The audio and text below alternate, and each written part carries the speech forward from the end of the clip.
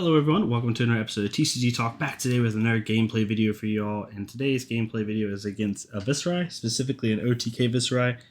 This was just kind of a random pickup game in the Fab Discord, so no one specific I'm playing, just another fine individual playing Viserai, and it ended up being an OTK Viserai, so it was a fun matchup. I know I have a glare in my equipment, but I'm running Heart and Cross Trap with Snapdragon Scalers. I'm only running one Null Rune, in my Breaking Skill slot.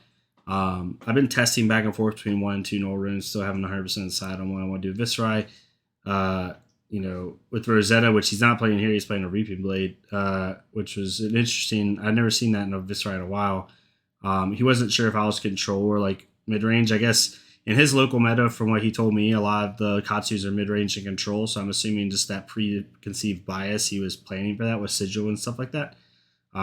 So it was really interesting. But yeah, so I decided to go first here, and looking back on it, I should have probably Arsenal passed. My thought was, once I saw him have mage attributes and I knew he was OTK, I was going to try to rip cards from his hand and really try to make him like block with everything this turn. So that's what I did, just to try to eke through some damage, while also, you don't want him to filter his hand because I don't want him to just block with 1 or 2 cards if they're attack actions, right? Like if he has like 5 or 6 in his deck, I want to either make him block with those cards and not have them, or I want to make him block with his non-attack actions and have only attacks in hand and then possibly draw into a bad turn. So that's why I did what I did, but looking back on it, I had 100 wins, a Torn to Tempo, Assault the Wound, and an Enlightened Strike. I could have probably just arsenaled the Enlightened Strike and waited for next turn, but I wanted to try something a little bit different and try to force a little pressure on him just right off the bat. So that's why I went with the choice that I went with. He blocked out the 100 wins. I could have went in with a, I could have just Arsenal passed there if I wanted to, honestly. But I didn't. I decided to go with Lightning Strike for 7. See if I could eat through some damage, because he's going to block with all 3 cards to prevent damage. Even if he blocks out with 2 3s, he's probably blocking out with 2 cards he doesn't want to block with at this point. When I saw him block with only 1 card, and it was a Whispers of the Oracle, that tells me that he doesn't have the greatest hand he wants to have for next turn. So, or he has a decent hand. He has a decent hand that he wants to have for next turn because he doesn't really care about opting. So I ended up trying to push a little bit of damage. Push 3 damage. Looking back on now, I should have just probably Arsenal pass. But he ended up drawing into a Sigil, which brought his life total right back up. So looking back on it, probably should Arsenal pass, but it's not that big a deal. So he ends up Mordred Tiding into Oath the Arknight to make some more rune chants. Ends up making 4 rune chants, which is a good start for him, right? Anytime he can make more than 3 rune chants a turn, it's not a good day for me, and I don't like that, to say the least. So I knew him starting that quickly, I had to start pushing damage very fast, right? If he does back-to-back 4 to 5 rune chant turns, he's at the point where he can start doing some good things. So the good thing was, because he had that Oath to Arknight in his hand, and he wanted to keep it with his Mordred Tide, he made the conscious decision turn 1 to block with armor. For the Enlightened Strike, which was an interesting decision because normally Viserai want to keep their armor as long as humanly possible, but for him, I think he was just trying to push rune chants as quick as possible. So he ended up being a little overzealous and blocking his armor and got really greedy. He hasn't removed his cards from the chain yet, but yeah, so he ended up being really greedy here and blocking with his armor, so then he could play that Mordred Tide Oath the Arknight turn. I actually didn't even realize he hadn't removed his cards from the chain when I was playing mine, which is really funny. But he takes the Gadachi, and then the second Gadachi he takes, and I razor it just to make sure it hits. I drew into 2 razors, a Scar for Scar, and Ancestral Empowerment. So I drew into a 4 red hand with my Assault the Wound and Arsenal, which is not ideal. So just to try to push damage, right? This is technically now a 4, 8, 9 damage turn with nothing but a razor and Assault the Wound. So it really wasn't that bad. He blocked out the Assault the Wound a little bit, which allowed me to Arsenal, getting a mash trigger. Really, knowing he's OTK, I was just trying to get that mash trigger to get another Arsenal in. And he ends up Mordred Tide Read the Runesing, which is, for a 2-card hand, it's literally the best 2-card hand he can possibly have, other than Sonata, obviously. So he goes up to 9 rune chants, I think, or like 10 rune chants, something like that. Pretty good amount. Yeah, he made 4 from the effect of Read the Runes and 2 from playing it. So he made 6, so he went up to 10. And then he remembrances really early, which I think is fine. There's no point in him keeping that in his hand or his arsenal, so he does that. He hasn't like discarded any attacks yet, so he's just trying to put Read the Runes back into his deck. So he can shuffle here and then go from there. So now he has 10 rune chants on turn 3. So for me, I need to work quickly, right? I really need to do a lot of damage quickly. I need to get his life total like down below 20 to 15 before he gets like 8 more rune chants, because for Viserai OTKs, typically you don't want it to get above like 18 rune chants. That's kind of like the you're dead level for the most part. So I just really try to push damage here. He ends up fully blocking out my Surging Strike, which again, in my opinion, you should always block out a Surging Strike on a Katsu. You need to make them have the whelming in their hand, right? You only can go off what you know. If you're playing against Katsu, in my opinion, if your deck can handle it, always block out the Surging Strike. Make them have to have the whelming in hand. Because if they have the whelming in hand, you're screwed anyway. So you might as well, because if you let Surging Strike hit and they have whelming in hand, they're just going to go get McGinchy right there. So no matter what, you're kind of screwed. So you might as well force them to use the Katsu trigger, which he did. Force them not to use the Katsu trigger, which is what he did. So now I'm just thinking through my hand. I pitch a blue and I Kadachi for 1. I know I'm not going to be able to get a Katsu trigger with Go again. So I just go ahead and try to eke through a little bit more damage. And then come in with Torrent the tempo for 5. So now he's kind of forced to try to block this out, because if he doesn't, I'm going to get Go again, and I'm going to be threatening Mass next turn, which he doesn't block it out, but then I Razor it. I think he was going to try to Defense React there, but once I Razored, he knew like he couldn't put up enough block damage. So I have 1 card in hand, and I choose this Arsenal it. I think it's a 1-cost attack card. That's why I couldn't discard for Katsu. But right there, I did push through 8 damage, which wasn't bad, especially for him, not with him committing 2 cards from hand and me still pushing through 8 damage. If I can dump half of his hand and still be doing 8 to 10 damage a turn, that's pretty good, right? That means I'm presenting about 13 to 15 damage a turn pretty easily. So he sigils again, going back up, which again is not good for me. He's only at 11 rune chants now, which is good. I'm not worried too much. I picked Sumigenshi to play another Surging Strike, so back-to-back Surging Strike turns, which is really good for me, really good for that tempo that I needed. He chooses not to block this time, and I Ancestral. This is the turning point of the game. He chose not to block initially, so... Oh, yeah, that's what he did. Never mind. He did block it out. He fully blocked this out, but I did Ancestral to get a card in hand, which ended up helping me a little bit this turn. You'll see what I did here.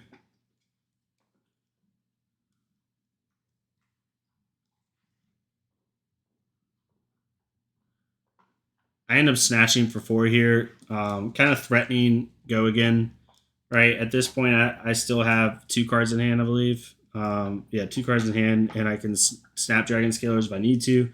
So it's kind of putting him in a weird spot where, like, if he lets it go, it's going to allow me to really have a lot of gas this turn. So he kind of has to do this. In this situation, I could have paid 1 and drew, but it didn't really matter at this point because I wasn't going to snap it unless something crazy happened. So I let him take the 1 Arcane. I got 3 Defense Reacts out of his hand, back to back to back. And he only has a 1-card hand for next turn, so he can't do but so much unless he has to Read the Runes. Even then, it's not crazy. But he was Ultra OTK. He had at least 9 defense reactions, if not 12 to 15 defense reactions in his deck.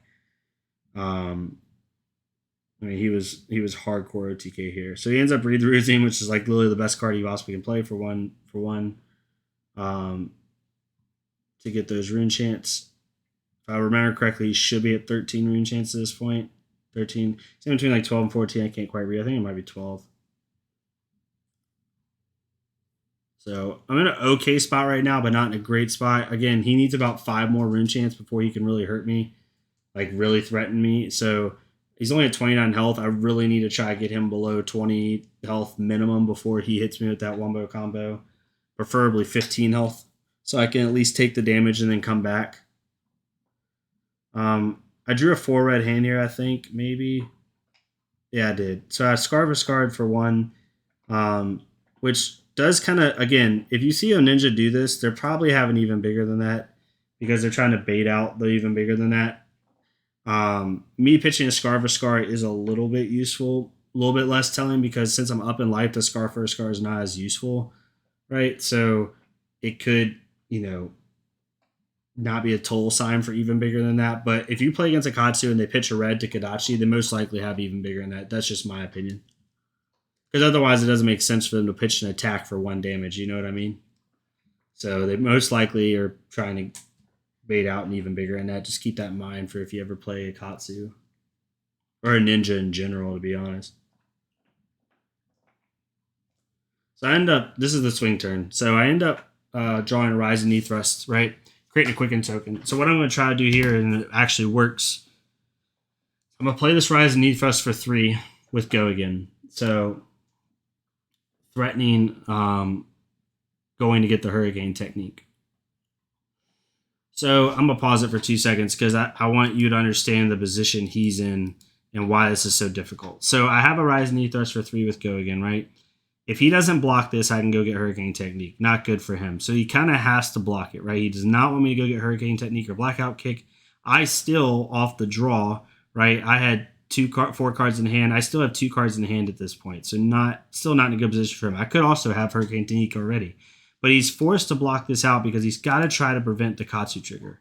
Now, in order to fully block it out to prevent an Ancestral Empowerment, he's got to block for 4, right? So he's got to commit 2 cards from hand.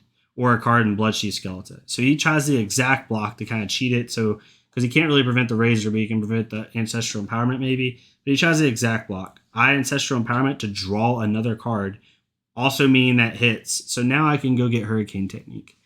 Looking back at it, I think he made the right play with Rise and Knee Thrust. You can't really overblock there because if I have Razor, then you're really screwed. He exact blocked an Ancestral Empowerment. So now I just discard, still have 2 cards in hand, both of which are a Soul Bead Strike and a I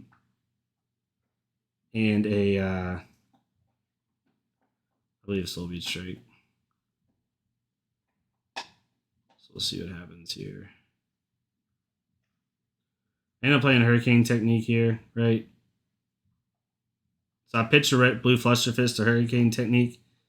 4 with Go again, and now I am officially threatening Mask. So 5 with Go again. So we'll pause one more time. Here's where he kind of made the mistake, but it puts him in a hard position. So right now he's committed 1 card from hand. He still has 3 cards in his hand. He's at 12 Rune Chants, so he's really trying to get, or 14 even, something around there. So he's really trying to get one more good turn with the Rune Chants so then he can pop off, right? So his thought process is, do I take this damage and let him draw Mask and just hope to God he doesn't kill me here and then come in with my turn, or do I dump my hand but not be able to make any Rune Chants and then he has a full grip, right? Either way, he's in a bad spot. Now, the right call is for him to block this out. However, looking at it now, like, either way, he's in bad shape. Like, he's not in a good spot no matter what, but he lets it hit. He blocks with a proxy. That's his Rune Blood Incantation. He blocks with 1 just to try to prevent a little bit of damage. So he's trying to keep a 2-card hand so he can go through and try to eke through a couple Rune Chants next turn. But it ends up kind of biting him in the butt because now a Torrent Tempo for 5 and then a Soul Bead Strike for 4. So worst case scenario for him now is I came in with 9 and then I Hurricane Technique again for 4. So because he didn't block that out fully, even if he would have blocked it out fully, right, I still would have came in with Torrent Tempo and Soul Bead Strike. So basically by him not blocking that out fully, he cost himself like 6 damage. So again, looking at it, either way he's screwed. Either way he's in a really bad spot, but I was able to deal, 18 damage with him blocking 2 cards from hand. Like that was a 20 plus damage turn with him blocking 2 cards from hand. And this is why he ended up not blocking. So he ended up drawing into a Ninth Blade and a Slogism.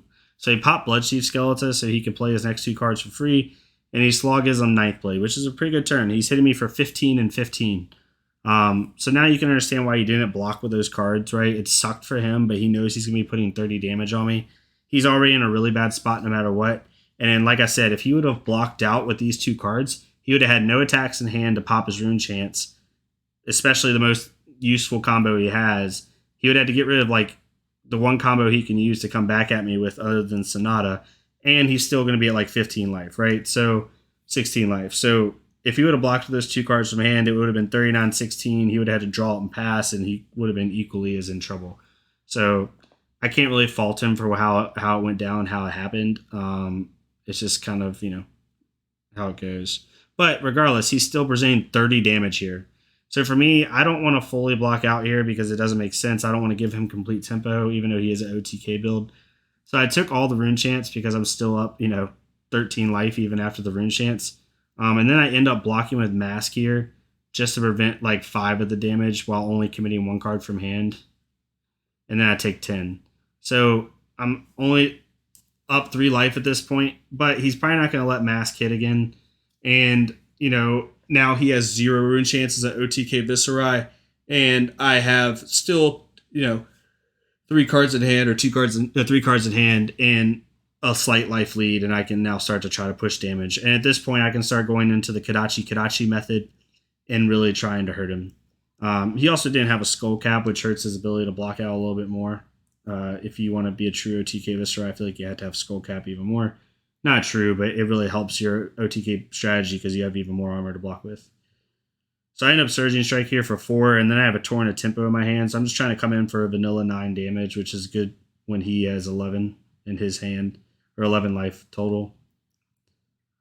He blocks it fully out with a Reduce the Rune Chant. Because he had 1 Rune Chant from playing Ninth Blade.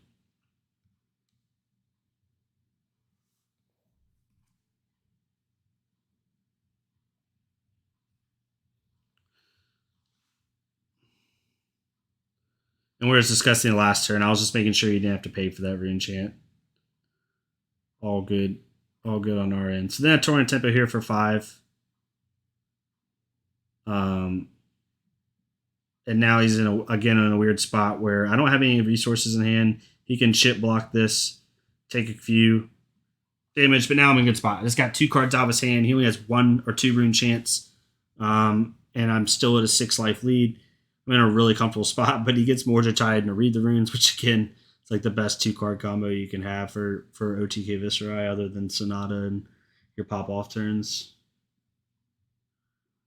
And then we Kadachi for 1 here, and now we're at the point where he's gonna have to. I'm just gonna start bleeding him out.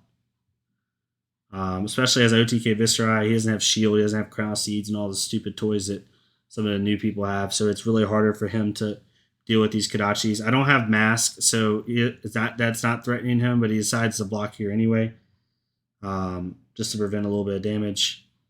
I come in with a leg tap, really putting kind of the pain on him.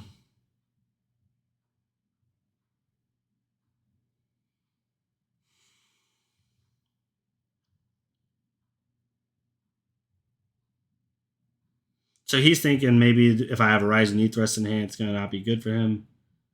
But he does a yellow reduce, and he takes 1, which is probably a pretty good play for him. Makes a rune chant, only gives me 1 damage. I end up Katsu triggering here and discarding a red Snatch. I have Go Again, so I could have done Snatch and threaten the Go Again. Threaten the Go Again, but I didn't. It just didn't make sense to me. I'd rather come in with 5 with Go Again. It's even more damage. When he only has 6 health, I want to present as much damage as humanly possible. So I did that. I did 5 with Go Again, and I have 1 card in hand. So it's going to force him to double block here if he wants to keep all his life, and which he does. And he's now given 3 cards from hand. Looking back on it, he might have. I don't know if it would have won the game by any means, but he probably should have just attacked with Reaping Blade and tried to deal 7-8 damage on me, and then make the game low enough to where he might could have a shot, like an easy little shot. But for him, he's just in a really bad spot.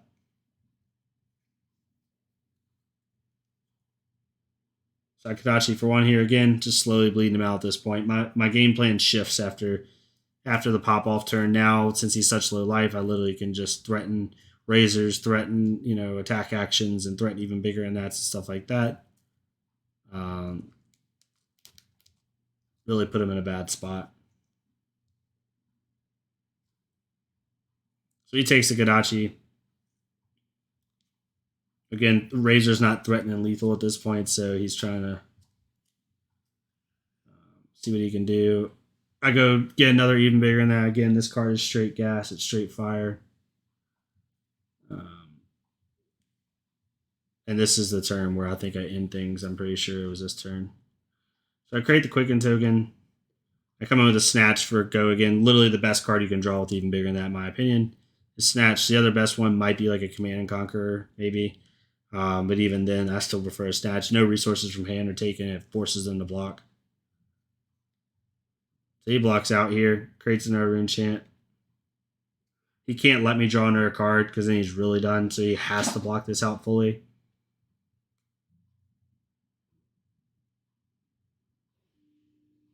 And then I Kadachi for one again, just trying to make the most of my resources, eke every possible thing I can out.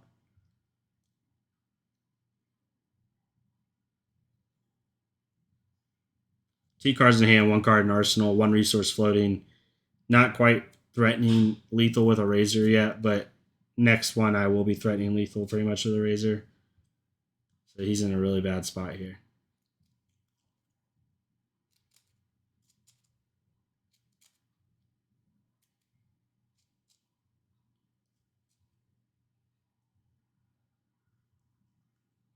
So he ends up taking it. And then I Red Whelming Gust Wave for 3. I still have my Go again. And me saving my Go again till the very end here was really nice. Because now I can just apply pressure in a spot where it truly, truly matters.